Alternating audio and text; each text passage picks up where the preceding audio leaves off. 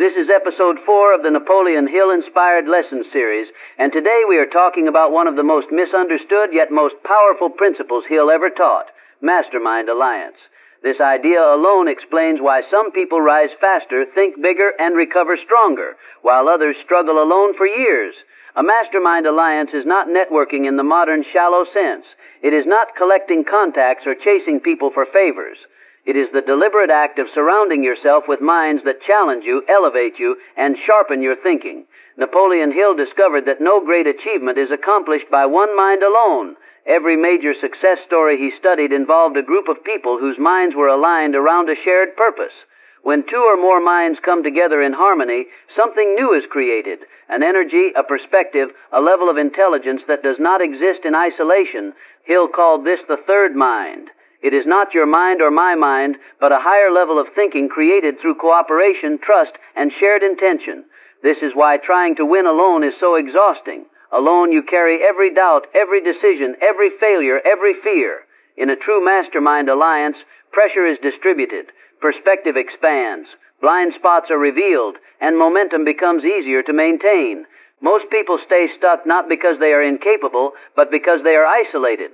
They are trying to think their way out of problems using the same mind that created them. A mastermind alliance introduces new angles, new standards, and new expectations. It raises your level without force. It pulls you upward simply by proximity. But here is the truth Hill emphasized. Your mastermind alliance must be intentional. Random association produces random results. If you surround yourself with people who complain, gossip, fear growth, and mock discipline, your thinking will slowly sink to that level no matter how motivated you start. The mind is highly influenced by repetition and environment. You become what you repeatedly hear. You become what you repeatedly agree with. A mastermind alliance works because it replaces weak influence with strong influence. It creates an environment where growth becomes normal. And when growth becomes normal, stagnation becomes uncomfortable. That discomfort is healthy. It pushes you to rise. This episode matters because many people think success is about willpower. Hill showed us that success is more about alignment, aligning your mind with other disciplined, focused minds moving in the same direction.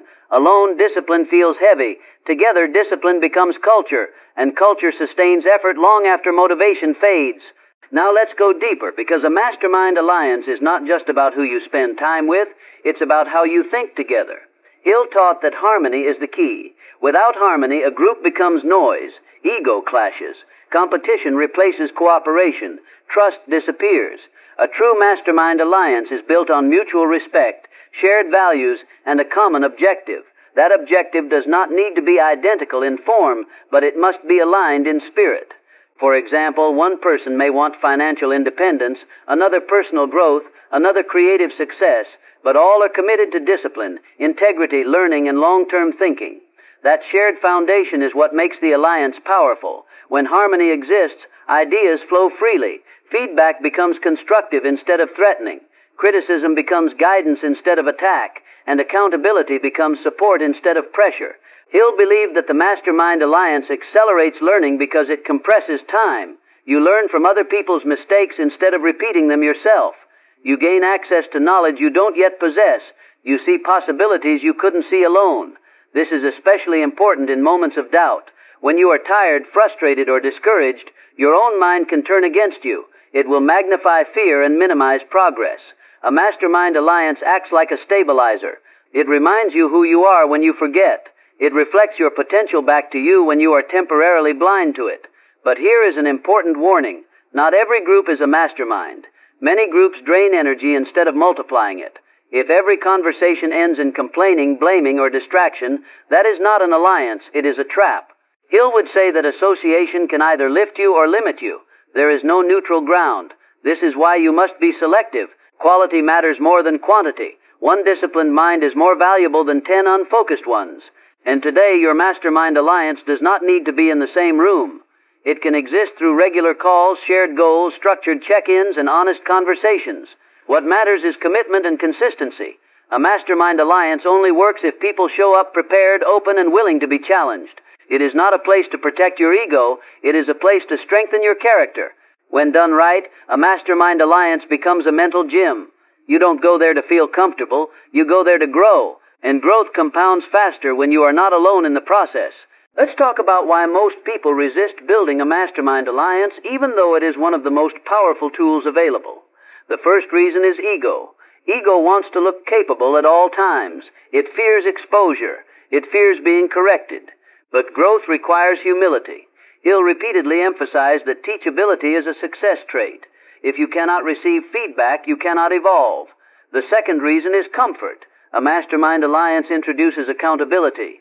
When you tell others what you plan to do, excuses become harder to justify. Procrastination becomes visible. Comfort disappears. That discomfort scares people who are attached to their old identity. The third reason is fear of outgrowing relationships. When you begin to align with people who think bigger, you may realize that some old connections no longer fit your direction. That realization can be painful, but Hill was clear. Loyalty to growth sometimes requires distance from stagnation.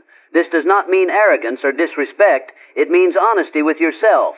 Another reason people avoid mastermind alliances is impatience. They want instant results.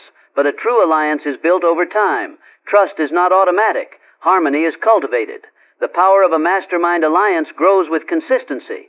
The more regularly minds meet, exchange ideas, and hold each other to standards, the stronger the collective intelligence becomes. Over time, something interesting happens. Your internal dialogue improves. You start thinking more clearly even when you're alone, because the influence of the group has reshaped your mental habits. Hill would say the mastermind alliance continues working even in absence, because the impressions remain in your subconscious. You begin asking better questions. You begin setting higher standards. You begin expecting more from yourself, and expectations shape behavior. This is why the mastermind alliance is so effective. It upgrades your self-image. You no longer see yourself as someone trying. You see yourself as someone who belongs in a disciplined, purpose-driven environment. That shift alone changes how you act when no one is watching. It changes how you handle setbacks. It changes how long you persist. It changes what you tolerate. And tolerance is destiny. What you tolerate becomes your life. A mastermind alliance raises your tolerance for effort and lowers your tolerance for excuses. That is a powerful trade. Now let's close episode 4 with a practical way to build your own mastermind alliance, starting where you are, not where you think you should be. First, get clear on your direction. You don't need a perfect plan, but you need intent. What are you building? What are you trying to improve? Growth attracts growth. Second, identify 2 to 4 people who are serious about development. Not perfect, not famous, just serious. Look for people who keep their word, think long-term, and are open to feedback. Third, establish structure. A mastermind alliance without structure becomes a chat. Decide how often you meet. Decide the length. Decide the purpose. For example, each person shares one win, one challenge, and one action they will take before the next meeting. Keep it simple. Fourth, commit to honesty. No performing, no pretending. A mastermind alliance works only when people are real. Fifth, protect harmony. Disagreements are fine. Ego battles are not. Focus on solutions, not superiority. And finally, be patient. The power builds quietly. Over weeks and months, you will notice changes. Sharper thinking, stronger discipline, faster recovery from setbacks, and a growing sense that you are no longer carrying your goals alone. As we end this episode, remember this core truth from Napoleon Hill: no person ever achieves lasting success alone. The lone wolf story sounds inspiring, but it is incomplete. Real progress is built through aligned minds moving in harmony toward meaningful goals. Your mastermind alliance is not a luxury, it is a multiplier. It multiplies your courage, your clarity, your discipline, and your belief. And once you experience that multiplication, you will never want to build alone again. For the next 7 days, here is your challenge. Identify one person who elevates your thinking and initiate a purposeful conversation. Not small talk. Purpose. That one step could be the beginning of the alliance that changes your future.